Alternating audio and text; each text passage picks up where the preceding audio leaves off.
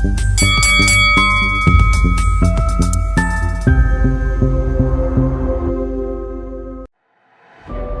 pasensya na ha. Hindi ko na ako makakapagpadala ngayon.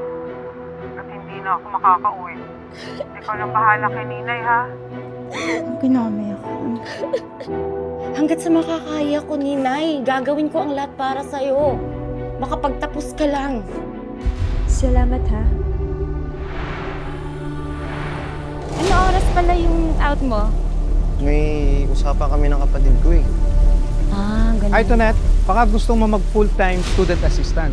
Maganda sana yung offer niyo, sir. Kaso po, mas priority ko po yung kapatid ko makapagtapos.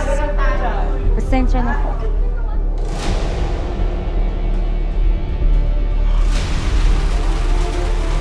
Ate, ang hirap sa akin. Sana naman naiintindihan mo yung nararamdaman ko. Hindi lagi si Mama iniintindi mo. Nandito lang ako, ha? Nandito lang ako, di kita papabayaan, ha? Pagbubutihan mo yung pag-aaral mo, ha? Ako na lang lalayo. Total, kasalanan ko naman lahat to eh.